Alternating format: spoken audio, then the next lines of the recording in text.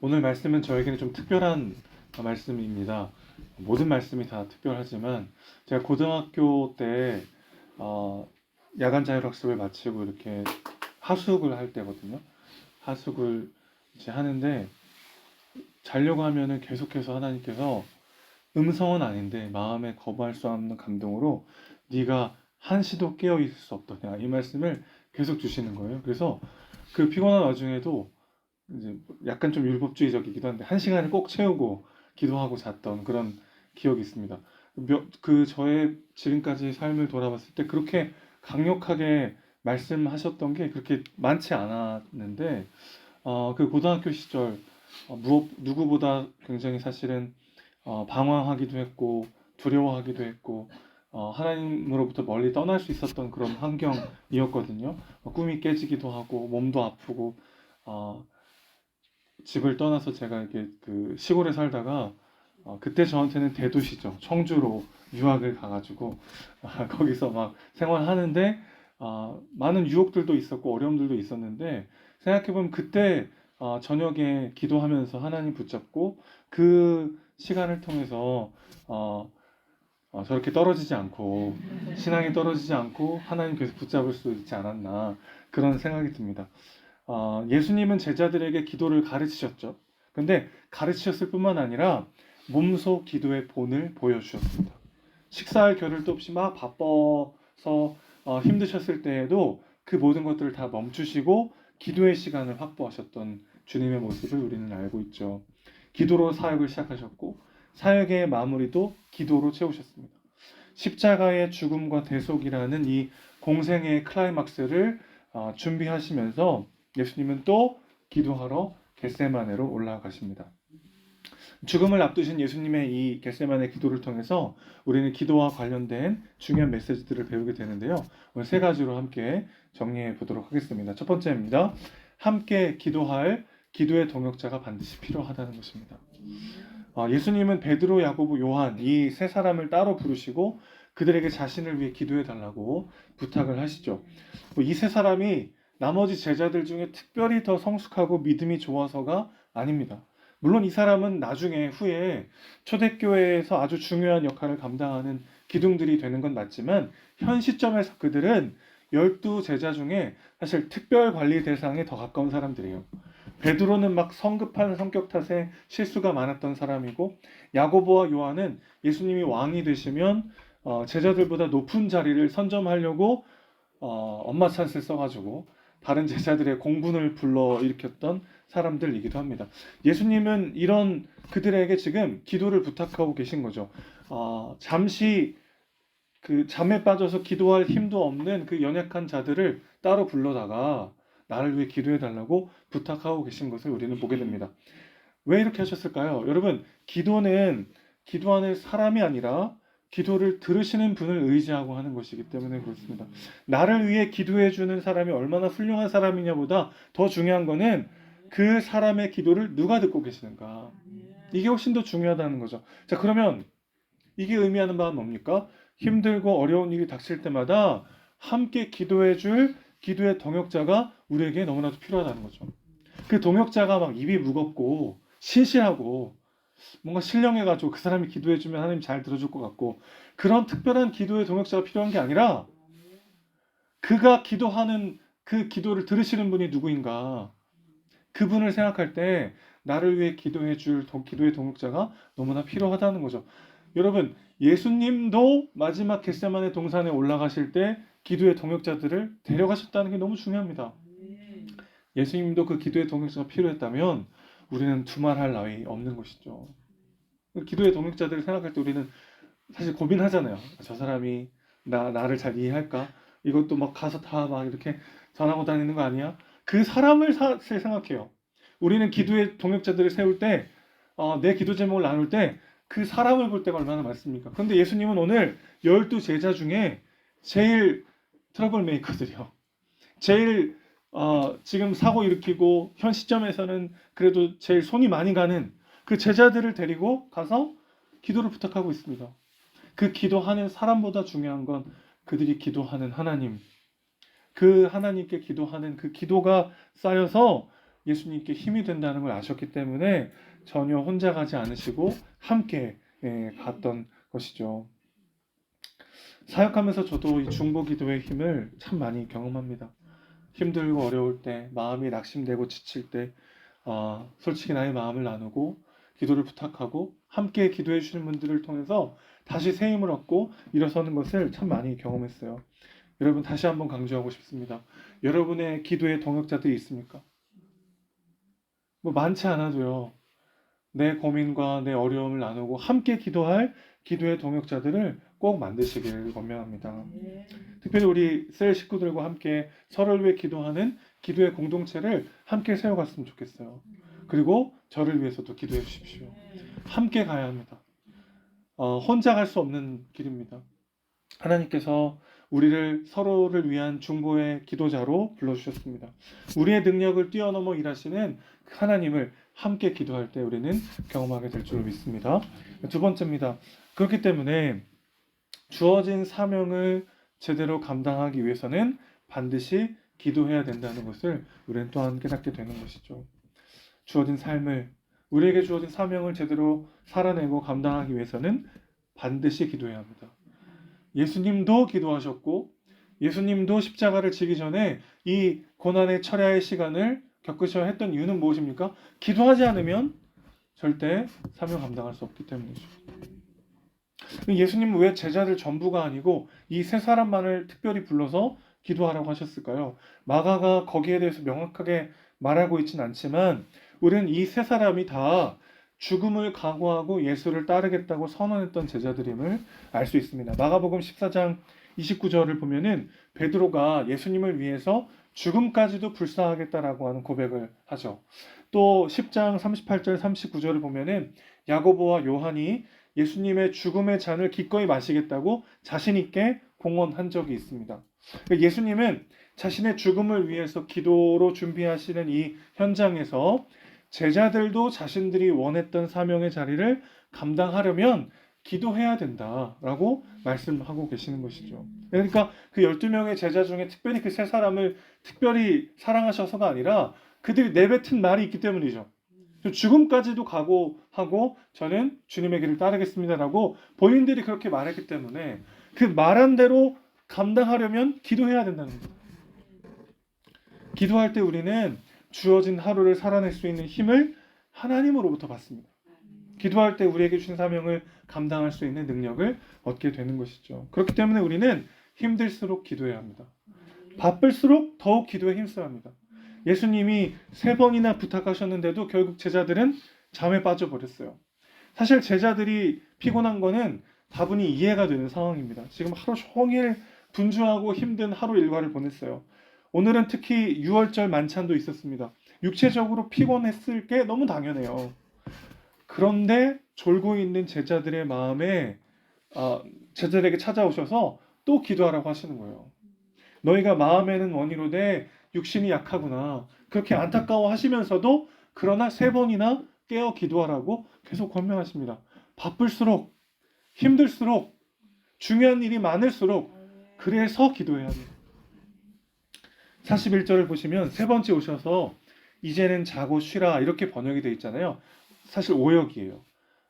헬라어 원문을 제대로 직역하면 아직도 잠들어 쉬고 있느냐로 번역해야 문맥상 훨씬 더 자연스럽습니다. 한번 보세요. 41절을 다시 보면은 3번째 오사 그들에게 이르시되 이제는 자고 쉬라. 그만 되었다. 때가 왔도다. 그러면서 뭐라 하세요? 보라 인자가 죄인의 손에 팔려가니까 일어나 함께 가자. 말이 안 되잖아요. 자고 쉬라 했다가 일어나 함께 가자. 그러니까 사실은 오역이고요. 진짜 좀 정확하게 번역을 하려면 아직도 잠들어 쉬고 있느냐? 라는 질문인 거죠. 그러니까 3번이나 예수님은 깨어 기도할 것을 부탁하고 계신 겁니다. 제자들은 3번 모두 잠에 들었고 3번이나 깨어 기도할 것을 부탁하신 예수님과 3번 모두 잠들어 있는 베드로의 모습은 3번이나 예수님을 부인하는 그의 실패의 전조가 되는 거죠. 기도하지 않고서는 우리에게 주어진 삶을 온전히 살아낼 수 없습니다. 기도하지 않으면 우리에게 맡기신 사명을 제대로 감당할 수 없어요. 순종은 내 결단, 내 의지, 내 실력으로 하는 게 아니라 순종은 무릎으로 하는 것입니다. 순종은 기도로 하는 것입니다. 연약하기 때문에 기도해야 합니다. 연약한 육신을 가지고 있기 때문에 시험에 들지 않기 위해 더욱 깨어 간절히 기도해야 하는 것이죠. 예수님이요, 여러분, 이렇게 막 반복적으로 강조해서 뭘 하라고 하신 게 그렇게 많지 않아요. 왜냐면 예수님이 그 모든 고난의 십자가를 지시고 우리를 은혜로 구원하셨기 때문에 뭔가를 우리에게 막 강조해서 뭔가를 특별히 더 하라고 말씀하신 게 그렇게 많지 않습니다.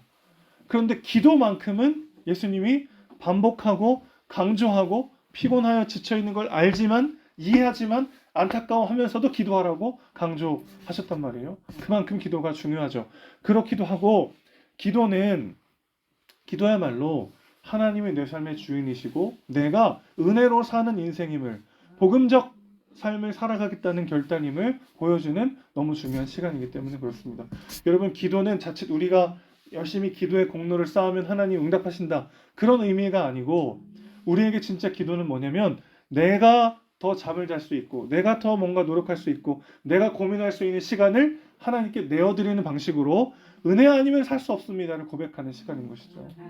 그렇기 때문에 그 시간을 통해 하나님께서 하나님의 능력과 은혜를 공급하시고 그 힘으로 말미암아 우리는 살 수 있게 되는 것입니다. 득세를 통해서 다시 우리의 기도가 회복되었으면 좋겠습니다. 새벽 이 시간에 깨어 기도하는 것도 너무 중요하고요. 나만의 시간을 정하여 하나님께 기도함으로 나아가는, 그래서 하나님 주시는 진짜 은혜와 능력을 공급받고 그 힘으로 주어진 삶을 살아내는 우리 모두가 되시기를 주님의 이름으로 축원합니다. 마지막 세 번째입니다. 기도는 하나님을 설득시키러 들어갔다가 설득되어 나오는 과정입니다. 예수님은 겟세마네라고 하는 곳에서 기도하셨는데 이 겟세마네는 오늘날 우리의 언어로 의역을 해보자면 올리브 압착틀이라는 뜻이에요. 올리브를 이렇게 짜는 그 올리브 열매를 으깨서 기름을 짜곤 했는데 이 겟세마네는 예수님이 십자가를 지시기도 전에 그 몸이 으깨지는 듯한 고통을 느끼고 계셨던 그 예수님의 상황과 절묘하게 맞는 장소인 것이죠. 예수님은 이곳에서 극도의 공포와 고통을 느끼십니다. 제자들에게 정말 내가 죽을 것 같으니까 나를 위해서 기도해달라고 말씀하셔야 할 만큼 너무 큰 고통을 느끼셨던 거죠. 예수님 뭐 때문에 이렇게 괴로우셨을까요? 언뜻 생각하기에는 이제 곧 당하게 될 십자가의 고통이 너무 커서 예수님은 그걸 미리 아셨을 거 아닙니까? 그러니까 그것 때문에 두려워하셨을까? 그런 생각이 들기도 하죠. 예수님은 채찍을 39번이나 맞으셨습니다. 채찍 끝에 달린 쇠조각 때문에 온몸의 살점이 다 그냥 떨어져 나갔을 거예요. 그리고 당시 너무 잔인해서 흉악범들에게만 집행했던 십자가형을 받으시죠. 한마디로 예수님은 십자가를 지시던 그날이 너무나도 고통스러우셨을 것입니다. 그러나 예수님은 그 육체적 고통과 죽음을 두려워하신 것이 아닙니다. 예수님의 제자들도 성령 충만하여 십자가에서의 죽음을 초연하게 맞이했습니다. 예수님이 어떻게 그 죽음 때문에 벌벌 떠셨겠습니까? 예수님은 이 잔을 내게서 옮겨달라고 하나님께 구하시죠. 구약적 배경을 보면은 이 잔은 하나님의 심판의 잔, 진노의 잔을, 저주의 잔을 의미합니다. 하나님을 거부했던 사람들이 받아야 될 저주와 심판을 예수님이 몸소 당하신 것이죠. 자, 이게 어떤 뜻이냐면 예수님이 하나님과의 관계가 끊어지고 하나님의 진노가 쏟아질 것을 미리 보시고 그것을 두려워하셨다는 것을 오늘 본문을 통해 우리는 알게 되는 거죠. 창세전부터 하나님 아버지의 관계를 누리고 계셨던 예수님은 그분과의 단절을 미리 아시고 고통당하고 계신 것입니다. 그래서 예수님은 그 잔을 옮겨달라고 간절히 기도하시는 거죠. 여러분, 하나님과의 관계가 단절되는 게 예수님께는 이렇게 큰 고통이었어요. 한 번도 경험해보지 않은 일이고 온 인류의 죄에 대한 대가의 그 저주와 분노를 한 몸에 받는 일이었기 때문에 예수님께는 너무 큰 상처고 고통이고 두려움이었던 것이죠. 창세전부터 영원토록 하나님과의 깊은 사랑의 교제를 나누던 그 예수님이 그 관계가 끊어질 뿐만 아니라 하나님의 엄청난 진노와 분노를 한 몸에 받는 순간이니까 그것이 너무나도 큰 고통이고 두려움이었던 것이죠. 만약에 예수님이 그 두려움의 감정 그대로 결정했다면 어떤 일이 벌어졌겠습니까? 십자가는 없겠고 우리는 다 여전히 죄와 사망의 자녀가 되는 거죠. 예수님은 자기 감정대로 결정하지 않았어요. 두려움에 압도되어 그대로 도망치지 않았습니다. 그 모든 것을 하나님께 쏟아냈습니다. 여러분, 기도는 하나님을 설득하러 갔다가 하나님께 설득되어 나오는 과정이에요. 그런데 그 과정이 너무나 감사와 기쁨의 과정입니다. 두려움을 가지고 하나님께 나아갈 때, 그 두려움을 막 쏟아놓을 때 하나님 주시는 위로가 있어요. 하나님 주시는 세임과 은혜가 있습니다. 이 과정을 한번 맛본 사람은 두려울 때마다 제일 먼저 하나님이 생각나는 거예요. 절망과 답답함과 분노가 치밀 때마다 그 감정 가지고 결정하는 게 아니라, 그 연약함 가지고 무언가를 선택하는 게 아니라, 그거 가지고 먼저 하나님께 그 모든 것들을 쏟아내는 거죠. 쏟아낼 때 가장 안전하고 가장 확실한 응답을 누리게 될 줄로 믿습니다. 그러니까 우리가 여러분 어떤 두려움에 빠져서 무언가를 선택하면 나중에 그걸 보면 항상 후회가 되잖아요. 뭔가 불안해가지고 빨리 결정해버리고 나서 가만히 제정신이 돌아와서 보면은 내가 너무 성급하게 결정했구나. 그런 생각이 들 때가 있습니다.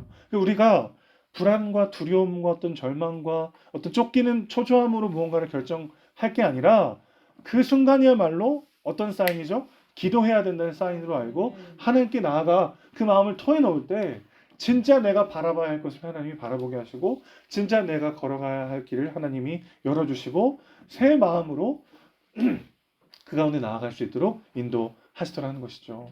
그렇기 때문에 기도는 바로 이 영광스러운 순간을 맞이하는 장면이다라고 볼 수 있는 것이죠. 기도는 하나님께 내 삶을 내어드리겠다는 신앙 고백입니다. 말씀대로 살아내겠다는 몸부림입니다. 그래서 사실 기도가 어렵죠. 기도 안 하면 내 마음대로 할 수 있거든요. 기도 안 하면 지금 내 이 감정대로, 내가 생각하는 이 가치대로, 내가 원하는 대로 뭔가 할 수 있어요. 기도하면 자꾸 마음이 불편해집니다. 기도하면 자꾸 내 마음대로 못할 것 같아요. 그런데 항상 돌아보면 그 길이 맞아요. 돌아보면 항상 하나님이 오르십니다. 하나님 우리에게 가장 선하고 좋은 것을 주십니다. 그러니 충분히 기도하기 전에는 아무것도 결정하지 마십시오. 내 안에 있는 두려움, 답답함, 후회, 절망, 괴로움, 그 모든 것들을 가지고 그대로 하나님께 가십시오.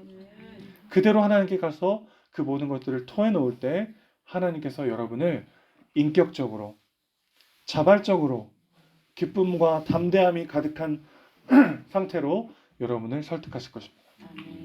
그럴 때 우리를 어깨를 짓누르던 삶의 짐이 내가 내려놓는 게 아니라 저절로 내려놓게 됩니다. 그리고 주님이 주시는 새 마음을 가지고 주어진 삶을 살아내게 될 줄로 믿습니다. 득세를 계기로 우리는 다시 기도의 사람으로, 기도의 공동체로 세워지기를 소망합니다. 함께 기도할 때 내 힘이 아닌 하나님의 능력으로 살아나는, 그리고 또 한 명의 생명을 살려내는 우리의 삶이 되시기를 주님의 이름으로 축원합니다. 하나님 아버지, 오늘도 우리에게 말씀하심을 감사합니다. 기도할 때 하나님의 주시는 은혜와 세임을 누리고 함께 걸어가고 계시는 하나님의 임재와 만지심을 경험하게 될 줄로 믿습니다.